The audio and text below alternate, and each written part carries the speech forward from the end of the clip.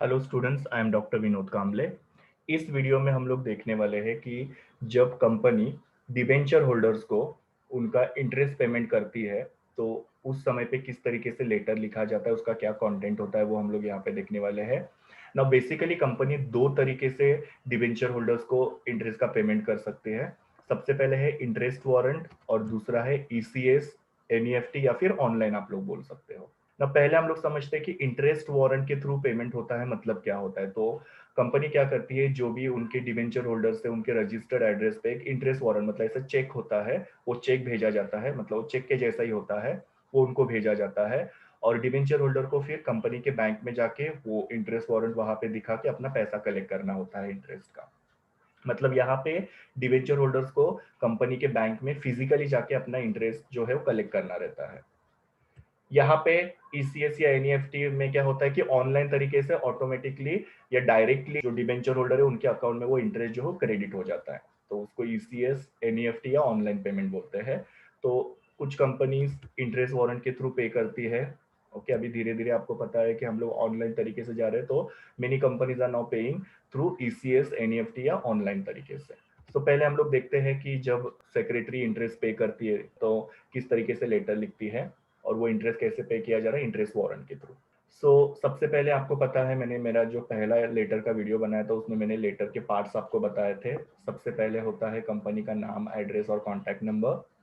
उसके नीचे होता है रेफरेंस नंबर, डेट उसके सामने होती है। फिर जिसको आप लेटर लिख रहे हैं, मतलब यहाँ पे आप डिबेंचर होल्डर को लेटर लिख रहे हैं तो उनका नाम और एड्रेस। सब्जेक्ट एकदम simple, payment of interest on debenture, इतना ही, ताकि पता चले किसके बारे में लेटर है। और एक सैल्यूटेशन, डियर सर। नाउ हम लोग को लेटर कैसे लिखना है उसका कंटेंट देखना है। जैसे मैंने पहले भी आप लोगों को बताया कि सेक्रेटरी जब लेटर लिखती है तो ऑब्वियसली सेक्रेटरी क्या करती है कि कोई भी डिसीजन जो हुआ है वो डिसीजन कौन से मीटिंग में हुआ है वो लेटर के शुरुआत में लिखती है। मतलब कोई भी चीज कंपनी में होती है तो उसके लिए एक पर्टिकुलर मीटिंग होती है, अलग अलग टाइप के मीटिंग्स होते हैं। तो कौन सा मीटिंग हुआ था, कब हुआ था, उसमें क्या डिसीजन लिया, वो सब सेक्रेटरी क्या करती है स्टार्टिंग में लिखती है। तो यहाँ पे भी सेक्रेटरी वही लिखा हुआ है कि बोर्ड ऑफ डायरेक्टर्स ने मुझे इंस्ट्रक्शन दिया है आपको इन्फॉर्म करने के लिए कि कंपनी की बोर्ड मीटिंग हुई थी और बोर्ड मीटिंग में एक डिसीजन लिया। अभी ये बोर्ड मीटिंग कब हुआ था, 1 जून 2020 को। देखो लेटर कब लिखा जा रहा है, 10 जून 2020 को। बोर्ड मीटिंग कब हुआ था, 1 जून 2020 को। मतलब बोर्ड मीटिंग होने के बाद में सेक्रेटरी ये लेटर लिख रही है, ऐसा यहाँ पे दिखाया गया है। बोर्ड मीटिंग हुआ था 1 जून 2020 को। और ये मीटिंग किसके बारे में हुआ था, तो आपका जो इंटरेस्ट पेमेंट है, मतलब आपने कंपनी के जो 100 डिवेंचर्स परचेज किए हैं उसका इंटरेस्ट पेमेंट है उसके बारे में ये आप लोग को लेटर लिख के इन्फॉर्म किया जा रहा है। और डिवेंचर्स का नाम भी लिखना है प्रॉपर। मैंने पहले वीडियो में आपको बताया था अलॉटमेंट के अंदर कि डिवेंचर का एक प्रॉपर नाम होता है। तो ये डिवेंचर का नाम क्या है, देखो 10% नॉन कन्वर्टेबल डिवेंचर। और 10% का मतलब क्या, ये इंटरेस्ट रेट है। नॉन कन्वर्टेबल मतलब आपको पता है कि अलग अलग टाइप के डिवेंचर्स होते हैं, तो ये नॉन कन्वर्टेबल टाइप का डिवेंचर है। और एक डिवेंचर का प्राइस कितना है, 100 रुपीज। तो ऐसा आपने पूरा लिखा कि ये जो बोर्ड मीटिंग हुआ था 1 जून 2020 को, उसमें आपके पास जो कंपनी के 100 डिवेंचर्स है जिसका नाम 10% नॉन कन्वर्टेबल डिवेंचर्स है, जिसका एक का वैल्यू 100 रुपीज है, उसके ऊपर आपको क्या किया जा रहा है, इंटरेस्ट पेमेंट किया जा रहा है। और ये इंटरेस्ट आप कौन से टाइम के लिए पे किया जा रहा है, तो 31 मार्च 2020 के लिए। आपको सबको पता है कि कंपनी का जो फाइनेंशियल ईयर होता है वो 1 अप्रैल को शुरू होता है और 31 मार्च को खत्म होता है। तो वो भी आपको यहाँ पे मेंशन करना है कि कौन से ईयर एंडिंग के लिए ये इंटरेस्ट पे किया जा रहा है। तो सेक्रेटरी ने यहाँ पे क्लियरली मेंशन किया कि 31 मार्च 2020 के लिए आप लोगों को ये इंटरेस्ट पे किया जा रहा है। उसके बाद में ये जो लाइन है आपने देखा होगा मेरे काफी सारे लेटर्स में ये रिपीट हुआ है। ये बहुत इंपॉर्टेंट लाइन भी है कि यहाँ पे कंपनी लिखती है कि आपके कंपनी ने सारे जो प्रोविजन से उसको कंप्लाइड किया। कंप्लाइड मतलब क्या, फुलफिल किया। प्रोविजन मतलब क्या, रूल्स। नाउ किसके रूल्स, तो इंटरेस्ट पेमेंट जो है उसके रूल्स को कंपनी ने फुलफिल किया है। अभी ये कौन से रूल्स होते हैं, तो ये हम लोग ने जब चैप्टर पढ़ा था डिवेंचर के बारे में उसके अंदर हम लोग ने ये रूल ऑलरेडी देखे। तो आपको वहां पे मेंशन करना है कि आपको जो भी इंटरेस्ट पे किया जा रहा है वो सारे रूल्स एंड रेगुलेशंस को फॉलो करके पे किया जा रहा है। तो इसके लिए ये लाइन हमेशा हर एक लेटर में मैं लिखता हूँ, क्योंकि कोई भी एक्टिविटी जब कंपनी में होती है तो वो रूल के हिसाब से, प्रोविजंस के हिसाब से ही होती है, ये कंपनी को इन्फॉर्म करना पड़ता है। तो ऐसा आपने पहले पैराग्राफ में लिखा कि बोर्ड मीटिंग हुआ था उसका डेट, बोर्ड मीटिंग में क्या डिसीजन लिया, और कंपनी ने जो है वो सारे प्रोविजन से उसको कंप्लीट किया, इससे आप उनको इन्फॉर्म कर रहे हो। सेकेंड पैराग्राफ में आप एक टेबल बना के उनको इन्फॉर्म करते हो कि कितना इंटरेस्ट पेमेंट किया जा रहा है, उसकी डिटेल्स दे रहे हो। नाउ कभी भी आप लोग पेमेंट कर रहे हो तो उसका टेबल बनाना बहुत जरूरी होता है। टेबल से क्या होता है, सामने वाले को क्लियर आइडिया मिलती है उसके पेमेंट्स के बारे में। सो यहाँ पे टेबल बनाया जा रहा है जिसमें सबसे पहला कॉलम है फोलियो नंबर। ना फोलियो नंबर का मतलब क्या होता है कि डिवेंचर होल्डर्स का एक रजिस्टर बनता है और रजिस्टर के अंदर मिस्टर अजय का कौन सा सीरियल नंबर है, तो फोलियो नंबर लिखना जरूरी होता है। उसके बाद में मिस्टर अजय के पास कितने डिबेंचर्स है, तो 100, तो वो हमने यहाँ पे मेंशन किया था। कौन से नंबर के डिबेंचर्स है, तो 1 से लेके 100। फिर इंटरेस्ट वारंट नंबर, जैसे चेक का नंबर होता है आपको सबको पता है, वैसे इंटरेस्ट वारंट का नंबर होता है। ये नंबर आइडेंटिफिकेशन के लिए होता है। न ग्रॉस अमाउंट ऑफ इंटरेस्ट कितना पे किया जा रहा है, 1000 रुपीज। न 1000 कैसे आया, देखो मिस्टर अजय के पास 100 डिवेंचर्स है, एक डिवेंचर का वैल्यू है 100 रुपीज। तो इसको अगर आप मल्टीप्लाई करोगे तो इसके इनके पास कितने के डिवेंचर्स है, तो 10,000 के। और ये जो 10% आपको दिख रहा है, ये 10% क्या है, इंटरेस्ट। सो 10,000 के ऊपर आप अगर 10% इंटरेस्ट कैलकुलेट करोगे तो वो कितना आ जाएगा, 1000 रुपीज। तो 100 डिवेंचर्स, एक का प्राइस है 100 रुपीज, मल्टीप्लाई करोगे तो 10,000 हो जाएगा, और 10% इंटरेस्ट कैलकुलेट करोगे तो 1000 रुपीज आएगा। तो ये ग्रॉस अमाउंट हो गया। ग्रॉस में से हम लोग टीडीएस माइनस करेंगे ना, और टीडीएस का मतलब क्या होता है, टैक्स। हमेशा याद रखना, इंटरेस्ट जब आपको मिलता है तो इंटरेस्ट के ऊपर टैक्स कटता है। बट कितने इंटरेस्ट के ऊपर, 10,000 के ऊपर अगर आपका इंटरेस्ट जा रहा है तो टैक्स कटेगा।